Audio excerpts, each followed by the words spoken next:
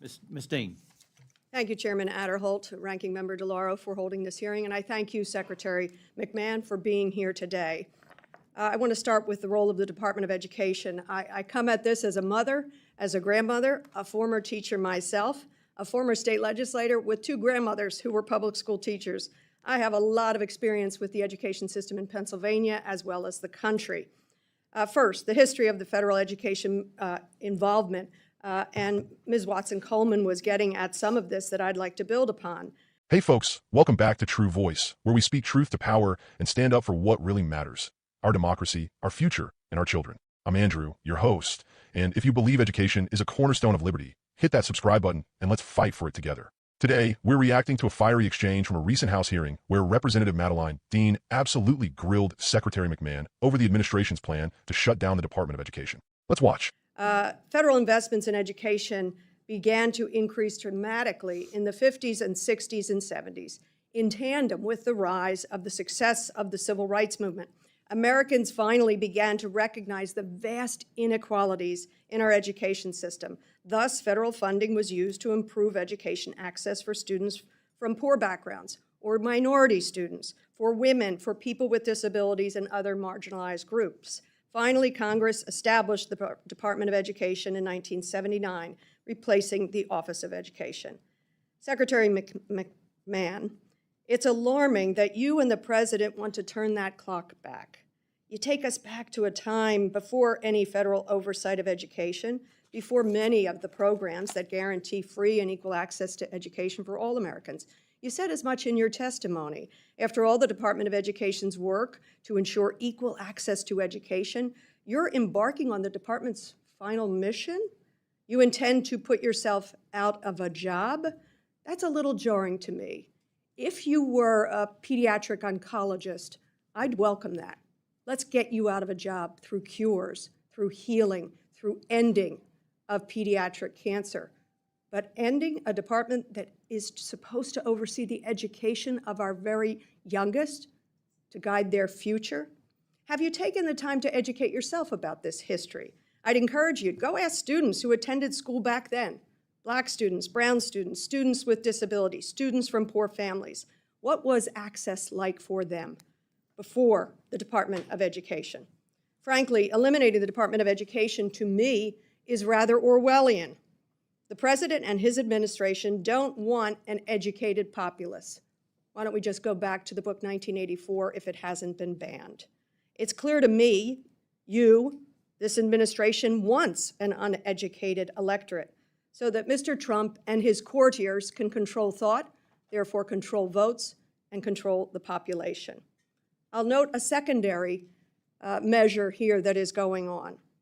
The increase in funding for charter schools. We know that charter schools originally were supposed to be incubators of the best ideas, great practices to be brought back into the public school education system so that every kid had an access to such things. But this administration and you, who want to put yourself out of a job, following the playbook, page 319 of Project 2025, first sentence, shutter the Department of Education. You're all following the book, that book. Too bad that one wasn't banned. And yet, privatizing is really the other ambition, an uneducated electorate and profit and privatization of our education system. Do you promise us that that isn't your ambition? That clearly is not my ambition. I think I've stated that very well today.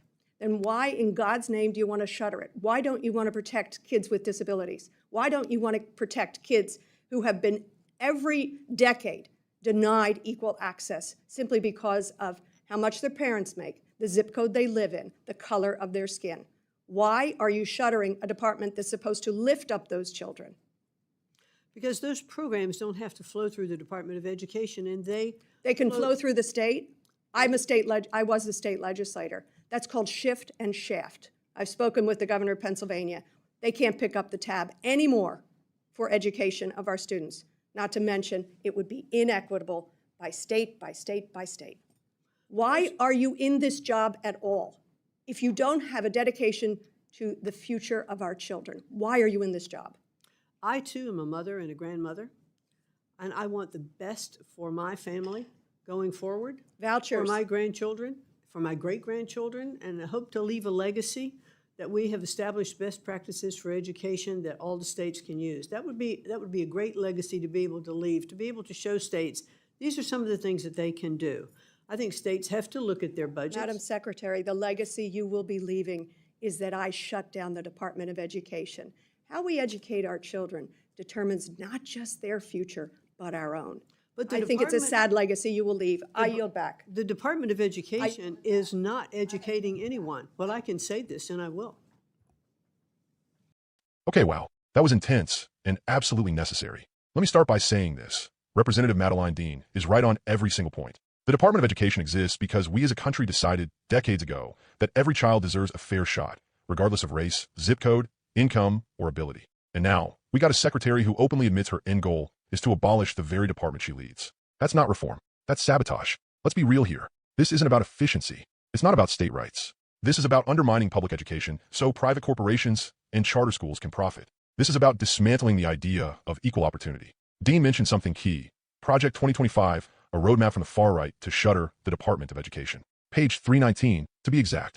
This isn't some conspiracy theory. It's written down. It's their playbook. They're not even hiding it anymore. And what does that mean? It means your child's education becomes a postcode lottery. Rich districts thrive. Poor kids get left behind. Again, let me tell you something as a left-wing patriot. Public education is patriotic. It's the bedrock of the American dream. You want strong national defense, a healthy economy, innovation, democracy? You need educated citizens.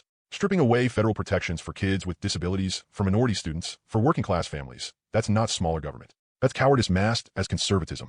When Representative Dean asked McMahon, "Why are you in this job?" I felt that. Because if you don't believe in the mission, if you're not there to lift up every child in America, then step aside. Let someone lead who actually gives a damn about our future. So here's the call to action. Support your local public schools. Call your representatives.